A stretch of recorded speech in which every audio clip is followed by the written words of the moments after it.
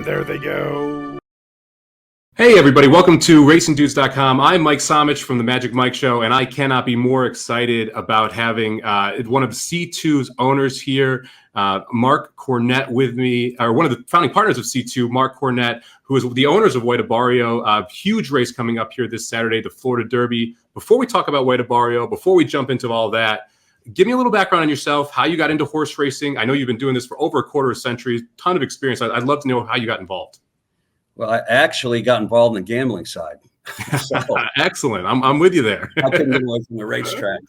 So one thing kind of led to another, and went to work for an owner of a business, and he had a couple of horses and claimers, and he kind of showed me the backside, and one thing led to another. And next thing you know, I ended up with about 40 or 50 horses within a couple of years, and in the claiming ranks, and basically in the claiming ranks. And we found out that, boy, that's a tough way to make money in the claiming ranks. You know, we were winning 25, 30% of our races, and basically still not making money. And the good horses' vet bills were the same as the bad horses' vet bills, and decided to get into the filly and mare side of the business. And we did that basically in the late 90s, and we had a lot of success putting partnerships together and buying horses for clients. And actually ended up winning the Kentucky Oaks and the with Blind Luck, and she ended up going on to win an Eclipse Award, and then Dubai Majesty won the Breeders' Cup filly and mare sprint, both in the same year, and had 2 Eclipse Award winners in 1 year, and that kind of got us rolling. That's amazing. That must have been an amazing feeling to be able to win the Kentucky Oaks. And when you go onto the C2 website, you and your brother put together this partnership, and one of your goals is just to kind of get that Derby and check the Derby box. Did you ever think that you would have a chance this early in the founding of that to be able to check the box here with White Abarrio? You know, when we bought White Abarrio, my brother Clint actually came to me and said, I want to run the Derby. And I said, well, we'll see about that. But, you know, and it was just kind of unbelievable, because I was at Gulfstream and I saw White Abarrio run, and he kind of ticked all the boxes. He broke out at 1 hole, you know, which is very tough to do for a first-time starter. And it's the way he moved down the backside inside of horses. And if you go back and watch his replay, he did something a lot of horses really don't want to do, and that's split horses. And he split 3 horses at the quarter pole, went right through there like he was a seasoned racehorse, and kept on going, finished. And like I said, he checked a lot of the boxes I look for when I buy a horse in progression. In fact, you know, we bought this horse to actually run in the series of races he ran in, which was the allowance race, going 1 turn mile at Gulfstream. That was going to be our prep for the Jockey Club in November. We only want to run him twice and then give him off at the end of his 2-year-old year and early 3-year-old to mature and to be ready for the Holy Bull. And our goal really was to win the Holy Bull all along with this horse, and then see where we were at. So we accomplished that goal, and now here we are on the Florida Derby. That's a heck of a job spotting a horse. To be able to say, hey, we want to win the Holy Bull with this horse out of a 6.5 furlong race is incredibly impressive. And you mentioned how professional he was in that race. It's something that I always look for in second-time starters or horses that are jumping from the maiden special weight level up into the allowance or graded stakes level, is can they be professional at a young age? And White Abarrio was exactly that. Like you mentioned, breaking from the 1 post, going 6.5 furlongs, not an easy distance, first time out as well, and being able to just absolutely air a field. His story is interesting as well. He originally sells for $7,500 as a yearling, and then comes back to the sales a year later, goes for $40,000. You guys privately purchased him out of that allowance.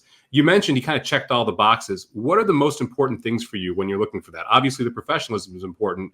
Is there anything else that you're really looking for to feel like the horse can stretch out well? Yeah, I mean, you got the horse. First of all, the horse has to have the right kind of mind, and this is one of the smartest horses I've been around. I mean, Tyler told me the other day. He said he's push button. He goes, I can go 22 flat, 21 and change with this horse. And if I want him to come back the next quarter and go 48, he'll be right in my hands, and I can do that. So, you know, this horse can do basically anything. He's got good tactical speed. His biggest assets is his high cruising speed. And to be able to use that. And he's a good galloper down the backside. He gets in his rhythm and goes, and then he can finish. So, and he can put pressure on a horse the whole way around there if he needs to, and still finish. But, you know, I look at a lot of things. I look at rag sheet numbers. I look at buyer numbers, obviously the pedigree, what the horse physically looks like, the race, the actual race that we're buying out of him, what did he do in that, obviously. where can we improve, if anything, on the horse? And in this case, this horse's case, he wasn't being mismanaged. He's only run one time, but a lot of our private purchases, we look for mismanagement. Maybe the horse is running long in the grass, and we think he actually wants to be a dirt sprinter. So there's a lot of different things, or he's on the wrong circuit, or he's with the wrong trainer. A lot of things we look for to try to improve. And you mentioned the trainer right out of the gate. When you privately purchased this horse, did you have Safi in mind? Do you usually have a trainer in mind when you're looking at purchasing horses, or is that more of something that kind of comes together after the fact? One of my good friends in this business is Matt Musicar. That's Tyler Gaffney's agent.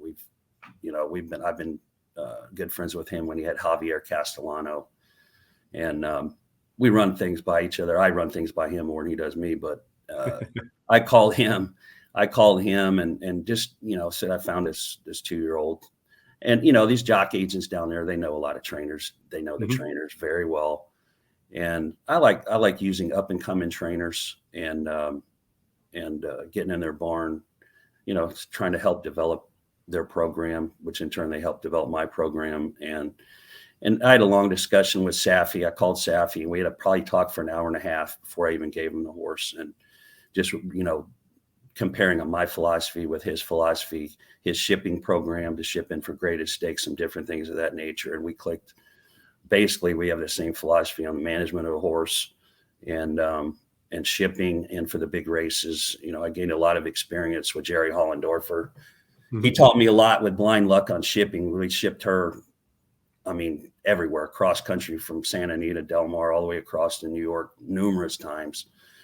And like I said, I was lucky enough to be around a Hall of Fame trainer there. And he taught me a lot of things about this business. But Safi, he's an up and coming guy.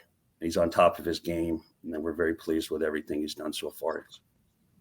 Excellent. Yeah, and you mentioned shipping, and obviously a big part of the 3-year-old season is progression and how a horse moves forward. White Abarrio has had a couple hiccups over the last, let's say 2 months or so, with a little issues heading into the Holy Bull, and obviously the fever that he spiked a couple weeks ago.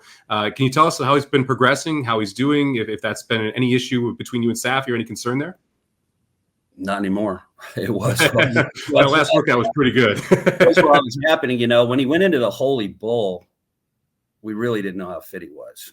Okay. He missed two weeks of work, 2 big works, fitness drills. Okay. It's different this time. This time he missed 2 days, but he shed road. He didn't go to the track, but he shed road. And it was very slight, but anytime you're dealing at this level, going in this kind of bigger race, you want everything to go smooth and perfect. So there was a 2-day window there. That's why we had to push the work back until Tuesday from Sunday. He was scheduled to breeze on Sunday, and we had to push it back to Tuesday. Went around there and really couldn't have moved any better. Came out of the breeze great.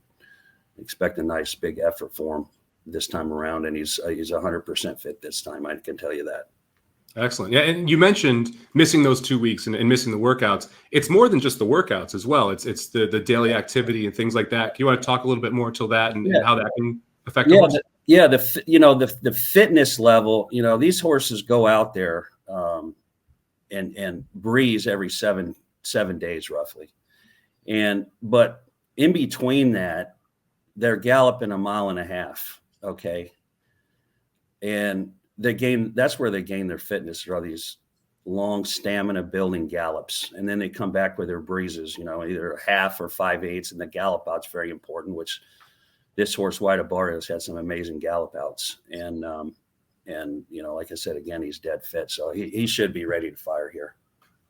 That's great to hear. So you obviously probably don't know this. I have a future wager on him for the Derby, and I picked him on Saturday, so I'm excited about White Abarrio. He's also on Magic and I's fantasy team here. So you mentioned you were better first. You were better before you got into the whole process. Have you looked at the race on Saturday? Have you thought about the race shape and kind of what you expect, where you'd like to see him sitting? Yeah, I told Clint, my brother, and several other people, they asked me what post you want. I said the 7 post. So it's a great spot. Right out of the box, we got the 7, and then we got all the other horses that we're concerned about are down into our inside, which is a big plus.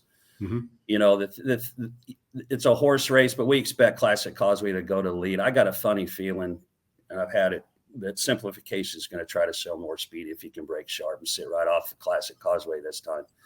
Maybe not, but you can think a way a race will break a certain way, and obviously it won't. But I'd see an outside tracking trip sitting third or fourth, depending on what Todd's horse does. And to me, it looks like all four horses should be pretty close, within 2 or 3 lengths going into the first turn of each other, unless something unexpected, somebody else wants to show speed that we're not thinking of right now. I agree with you. It seems like simplification's the wild card. He kind of been rocking in the gate the last 2 and got off a step slow. He showed speed prior to that, so it'll be interesting to see kind of where he sits. Did you guys have any concern about kind of skipping the Fountain of Youth and going right from the Holy Bull to the Florida Derby, especially with how tough this prep turned? I mean, you have 4 legitimate Derby contenders here. No, we wanted to do that. This horse, that was the game plan from day one. A lot of horses have had success. If you go back and look at the history of the Holy Bull winners, there's actually been more success with horses skipping the Fountain of Youth and then going in the Florida Derby. He's already proven that 60 to 75 day rest period or downtime period, he had between the Jockey Club and the Holy Bull. He liked it. He trained well, even missing the 2 weeks again. And that's one of the, we don't want to run him back off a big effort like that. Going back in the Fountain of Youth. We had really nothing to gain going in the Fountain of Youth. Nothing at all. It's not a grade 1. I'm a big believer in the horse's third start off a layoff is probably going to be their best effort, which will be the Derby. Don't get me wrong. We want to win the grade 1. The Florida Derby is a stallion making race in its own right. And it's a very prestigious race. And we think we've got to set up for a top effort in that race. And then if he does that, then he should be peaking for the Derby off of that. So, yeah, that 3 race progression is one of those classic ones you've seen from barns, like the Pletcher barn and others are famous for kind of pointing toward the Derby with the 3 races. So hopefully we can kind of see White Abarrio peak at the right time and run huge here and run big back in Kentucky. So I assume the plan here is just to train up until the Derby after this race. Exactly. We don't want to get ahead of ourselves, but let's win this and run big, and then that would definitely be the goal, though. Now you've obviously been watching horse racing for a while and keeping an eye on the 3-year-old trail. Who are the other 3-year-olds that you're interested in, you're high on here going into the last prep races and then on to the Derby? Well, Steve used to train for us. I mean, I've had probably 50 to 100 horses with Steve over the years, and he's a Texan, which is where I'm from. So we have a long history, and Steve's one of the top trainers in the country, obviously, and he's done what a good job he's done with Epicenter down there in New Orleans. And, the horse proved, I didn't have any doubt he could stalk and pounce, and he did. He took dirt and he stalked, and, he's got the right running style now, which they taught him something, and he learned something. And with all the speed that's assigned, with Forbidden Kingdom on the West Coast and Messier, we'll see how that goes next week. But, there's in Classic Causeway as well. It looks like there's a lot of speed could be signed on. So you want to be able to come from off the pace. And he's proved it. He's well managed. He's got the right owners who know what they're doing, right connections. So everything looks good for that. That'd be number 1 Derby contender at this point. Forbidden Kingdom's got question marks. I don't think he can go a mile and a quarter. I agree. I think when he gets wound, the last race, what people aren't realizing is he got an easy lead right out of the gate. Okay. So that horse, if somebody puts some early pressure, and when I mean early pressure, I'm talking the first 100 yards to the first 16th of the race. I think if somebody actually puts some pressure on that horse, they might get him wound up, and they might not be able to slow him down at that point. So we'll see when he faces Messier what the tactics are. But I mean, he's got one way to go, and that's all he can do. That's one of the reasons I've been high on White Abarrio the whole time is you have early voting up in New York, who's clearly a front runner, wants to show a ton of speed. Forbidden Kingdom and Messier out west that are going to be the same style. And with the way that White Abarrio was able to win the Holy Bull and how impressive he looks sitting right off the speed and able to just kind of make his own trip, which I think is one of the most important parts about the Derby is, can you make your own trip? White Abarrio looked awesome doing so. So I'm excited to see him on Saturday. Can't wait to see him moving forward. Hopefully we get to see him again the first Saturday in May. You've got a couple horses in your barn outside of White Abarrio, obviously. Is there anyone else that we should be keeping an eye on, or we should be we watching or stable up here? Well, I'd watch. We actually went out and found White Abarrio's brother, and we ended up buying him. And he's by Gormley now. He's down with Mary Leitner over in Ocala, and he'll probably run in September, October at Gulfstream. So he's one to look out for. Other than that, no, we've got a filly we claimed for 50,000 the other day, and she should be running. Her name's Bairn to run, a filly by Bairn. But we're always looking. I mean, it's just difficult to buy anything privately now. Nobody wants to sell if they got a good one. Yeah, you don't want to be wrong, right? Yeah, exactly. And what's his brother's name? His brother's name is Cage Match. Cage Match. All right, we'll have to definitely stable that one up. Well, I appreciate you coming on and chatting about White Abarrio. I wish you all the luck this weekend, Mark. Absolutely wonderful to kind of hear the story behind him. Thank you very much, and good luck this weekend and on in Kentucky. You're welcome. Thanks for having me on. So they're projecting there might be showers on Saturday. Is that a concern at all to you if there's some rain or some moisture in the track for White Abarrio? Well, it's a concern anytime a horse is doing something for the first time. You know, he's never been on the mud. A lot of these horses never been in the mud. If it comes to that, you know, it's no different than a horse routing for their first time or trying the grass. You never know until they do it. So yep. I don't personally think it'll be a problem. He's by his son, a Tappet out of End of Mischief mare. Both love the mud, and he's a good moving horse. He's smart. So if we, with speed, so if we can stay close, I don't think it'll be a problem at all. Excellent. Well, hopefully we can avoid the rain on Saturday then, but if so, hopefully he ends it well. All right. Thank you very much, Mark, and C2 Racing. We'll be rooting for him this weekend. Check out racingdudes.com for all the news. We'll have a instant reaction replay up on our YouTube channel as well. We'll see you guys at the races. Get the all-inclusive inside track to the 2022 Florida Derby wagering guide, featuring in-depth analysis of every single stakes on the card, including the $1 million Florida Derby. Plus, get race-by-race analysis, betting suggestions, and multi-race plays for the entire Gulfstream Park card. As a special bonus, you'll also get in-depth analysis of the $1.25 million Arkansas Derby and the $600 fantasy stakes from Oak Lawn Park, major prep races for the Kentucky Derby and the Kentucky Oaks. All wagering guides are included with any monthly subscription to premium picks from the experts at racingdudes.com. Learn more at racingdudes.com. And remember, never play a big day without visiting the Racing Dudes. First,